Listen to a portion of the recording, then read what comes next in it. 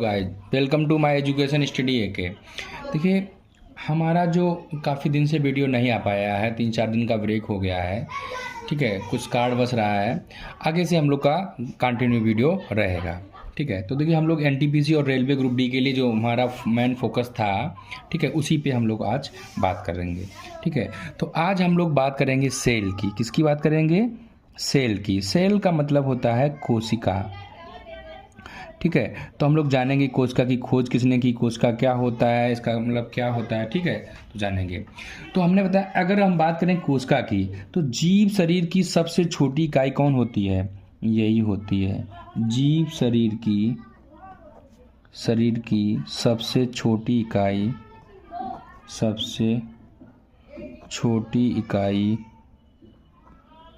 कोशिका होती है। कौन होती है? कोशिका होती है। या क्वेश्चन ऐसे भी पूछ लेता है कि जीव शरीर की संरचनात्मक और क्रियात्मक इकाई। जीव शरीर की संरचनात्मक और क्रियात्मक इकाई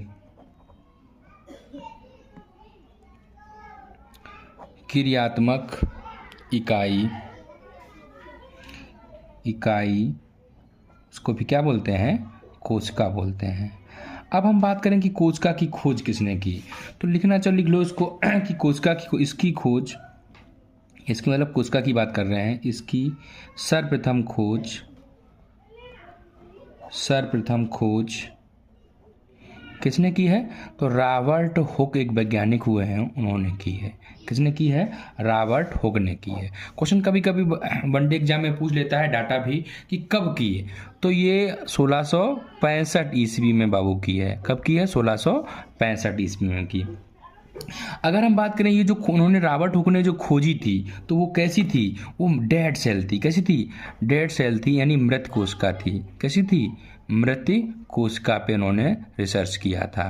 किन्होंने? रॉबर्ट हुक ने। कब किया था? 1665। सर्वप्रथम इन्हीं का प्रयास था। ठीक है, अगर हम बात करें लिविंग सेल की, किसने की? जीवित कोशिका की बात करें तो लिविंग सेल की बात करें, अगर जीवित कोशिका की अगर हम बात कर लें, तो जीवित कोशिका की एंटोनी जो वान ल्यूवेनहॉक हुए हैं, तो इन्होंने की है। एंटोनी वान ल्यूवेनहॉक कौन हुए हैं? एंटोनी वान ल्यूवेनहॉक। दिख रहा है प्रॉपर? हाँ, ल्यूवेनहॉक ने की है। ठीक है, अगर यहीं पे क्वेश्चन एक और पूछ लेता कि सेल थ्योरी किसने दी, कोशिका सिद्धांत किसने दिया? सेल थ्योरी की अगर हम बात करें, कोशिका सिद्धांत की बात करें अगर हम, तो कोशिका सिद्धांत दो लोगों ने दिया। कब दिया है? तो ये दिया था आपका 1839 की बात करें तो दो वैज्ञानिक हुए, एक स्लाइडेन हुए हैं, स्लाइडेन और स्वान ने दिया।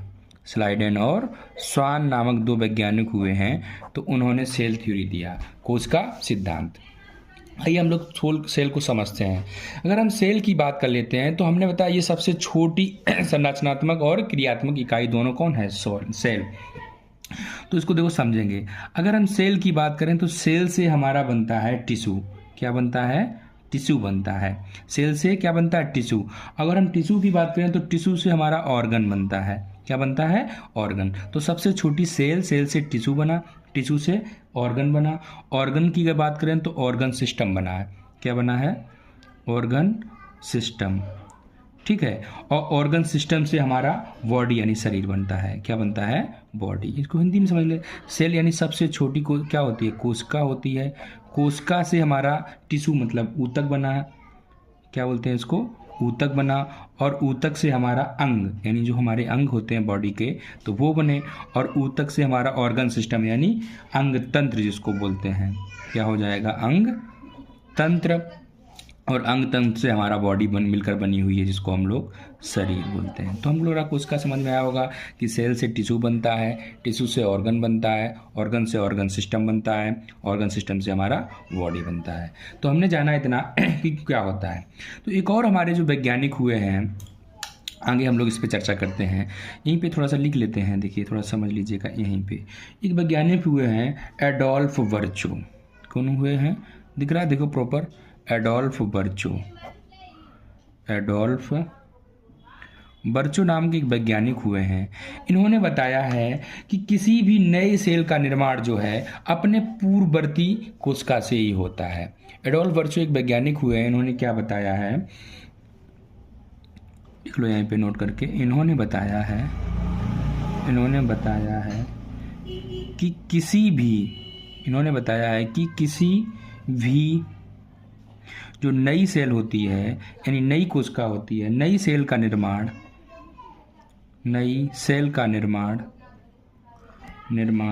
अपने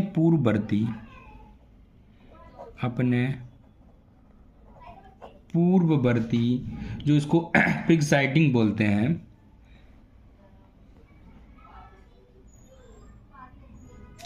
प्रिक्साइटिंग होता है, उस सेल से होता है। इसको समझाते हैं इसको। जैसे अगर हम मान लो तो ये कोशिका थी हमारी है, ठीक है, तो इससे जो हुआ नई सेल का, यानी 2 सेल इनसे निर्माण हुआ है, फिर इन 2 सेल से 2 नई और कोशिकाएं बनी। तो इस तरह जो अब नई कोशिका जो बनेगी अपने पूर्ववर्ती, यानी अपनी जो पूर्ववर्ती कोशिका होगी उससे इसका निर्माण होता है। ठीक है, अब हम लोग जानेंगे सेल कितने प्रकार का होता है, क्या होता है। यहाँ से हम लोग अब बात करते हैं सेल कितने प्रकार की होती है। तो अब देखिए सेल की बात करें, टाइप ऑफ सेल की बात करें, टाइप ऑफ सेल यानी कोशिका के प्रकार। तो कोशिका हमारी 2 प्रकार की होती है। क्या होता है, कोशिका 2 प्रकार की होती है, 2 प्रकार की होती है। कौन कौन सा होता है? पहली कोशिका हमारी, जिसको हम लोग थोड़ा सा चर्चा कर चुके हैं, इस पे हम लोग प्रियोकैरियोटिक जिसको बोलते हैं, कैरियोटिक सेल होता है। ठीक है, इसको प्राचीन कोशिका बोलते हैं। दूसरा हमने बताया यूकैरियोटिक होता है।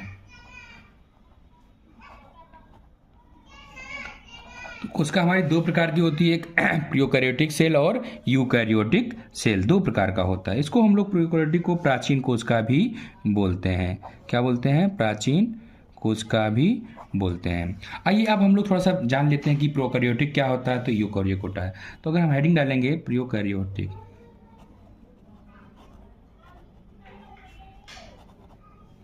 ठीक है, इसको हम लोग प्राचीन कोशिका बोलते हैं। ठीक है, तो अगर हम इसकी बात करें तो ये पूर्ण विकसित कोशिका नहीं है हमारी।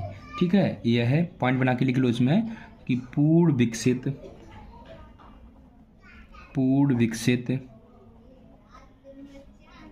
कोशिका नहीं है।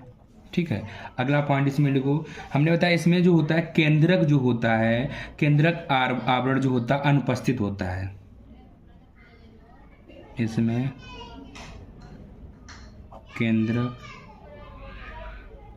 केंद्रक आवरण अनुपस्थित होता है।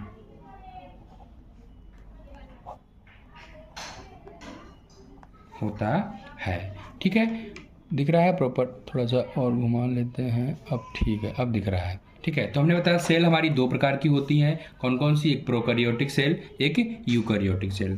प्रोकैरियोटिक में हमने बताया क्या होता है कि इसमें पूर्ण विकसित कोशिका नहीं होती है, इसमें केंद्रक आवरण अनुपस्थित होता है। देखिए और जान लेते हैं इसमें माइटोकॉन्ड्रिया की, अगर हम बात कर लें माइटोकॉन्ड्रिया, तो इसमें माइटोकॉन्ड्रिया नहीं होती है। अगर हम बात करें इसमें, जिसको हम लोग ER बोलते हैं, इंडोप्लाज्मिक रेटिकुलम, ER को बोलते हैं इंडोप्लाज्मिक रेटिकुलम, हिंदी में इसको बोलते हैं अंतः प्रदब्ध जालिका, अंतः प्रदब्य, नीचे लिख दे रहा हूं, प्रदब्ध जालिका,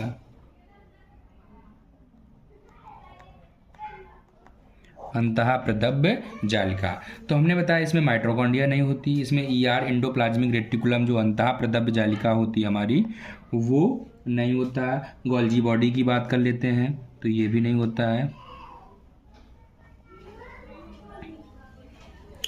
गोल्जी बॉडीज नहीं होता है। लाइसोसोम भी नहीं होता है। क्लोरोप्लास्ट क्लोरोप्लास्ट भी नहीं होता है, इसको हम लोग क्या बोलते हैं, क्लोरोप्लास्ट को हरित लवक,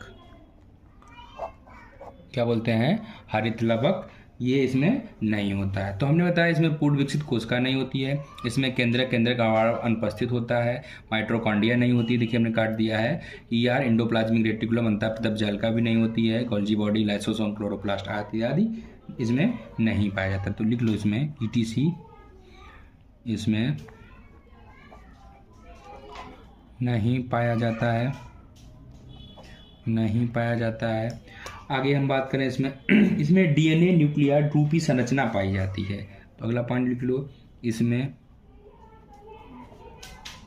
DNA डीऑक्सीराइबोन्यूक्लिक एसिड उसको बोलते हैं, तो DNA न्यूक्लियोइड रूपी संरचना पाई जाती है, पाई जाती है, ठीक है। अगला पॉइंट लिख लो इसमें 70S type, 70S type of ribosome,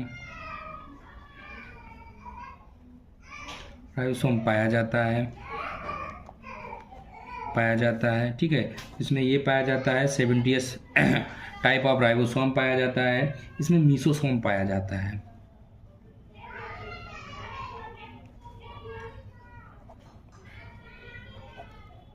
mesosome पाया जाता है, ठीक है। एग्जाम्पल की बात कर लें तो इसमें क्या क्या होता है, जैसे साइनोबैक्टीरिया हो जाएगा, साइनोबैक्टीरिया दिख रहा है,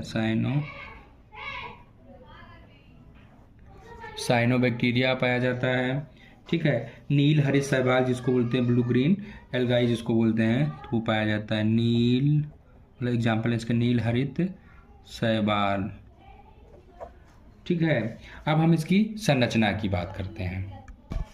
देखिए अब हम लोग प्रोकैरियोटिक जो सेल है उसका डायग्राम जानेंगे। देखिए हम लोग जानने की कोशिश करेंगे। तो देखिए इसको, ठीक है, ये हमने कुछ इस तरह की इसकी संरचना बनाई है। तो अगर हम बात कर लेते हैं इसमें, ये जो है यहाँ पे, ये इसको हम बोलते हैं 70S टाइप राइबोसोम बोलते हैं, राइबोसोम बोलते हैं, ठीक है। इसकी अगर हम बात कर लें तो इसमें क्या होता है 70S टाइप को, तो ये इसमें प्रोटीन का निर्माण होता है, इसमें क्या होता है, इसमें प्रोटीन का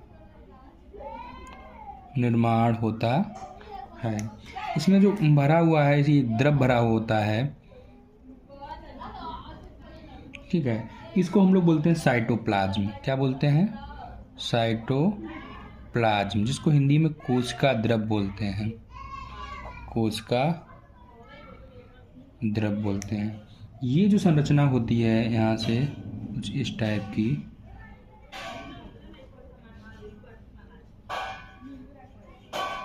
ठीक है, इसको हम लोग बोलते हैं मीसोसोम।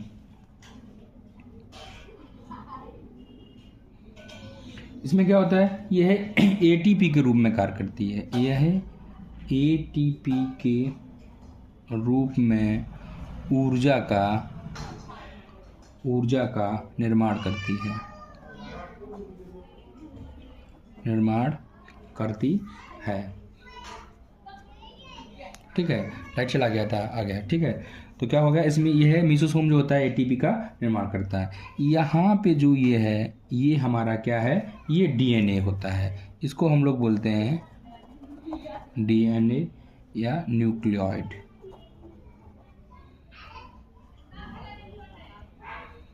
न्यूक्लियोइड, ठीक है, ठीक है। अगर हम बात करें ये पूरा संरचना हमने किस चीज़ का बनाया है, तो ये प्रोकैरियोटिक सेल का है, ठीक है। ये प्रोकैरियोटिक सेल हमेशा कैसी होती है, हमेशा सदैव एक कोशिकीय होती है, सदैव कैसी होती है,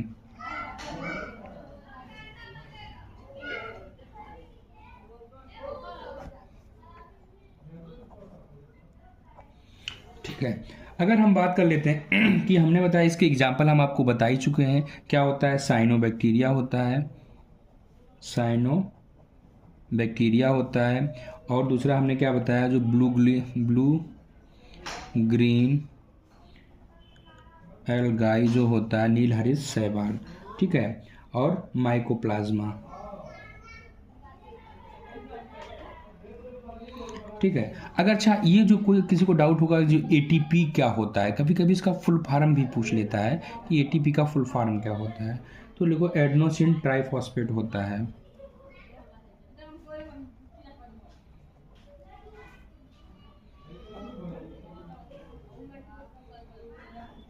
एडेनोसिन ट्राइफॉस्फेट होता है, ठीक है। तो अगर हम नोट करके एक पॉइंट बना के लिख लो कि वायरस क्या होता है, वायरस क्या होता है, वायरस तो ये सजीव और निर्जीव के बीच की कड़ी है। यह है वायरस जो होता है सजीव और निर्जीव के बीच की क्या है, कड़ी है, ठीक है। तो हमारा प्रोकैरियोटिक संरचना क्लियर हुआ। अब हम लोग अगले वीडियो में जानेंगे कि यूकैरियोटिक क्या होता है। तो यूकैरियोटिक की हम संरचना हम लोग कल पढ़ेंगे, ठीक है। क्लियर हुआ, सबको अच्छे से दिख रहा है, ठीक है। Thank you.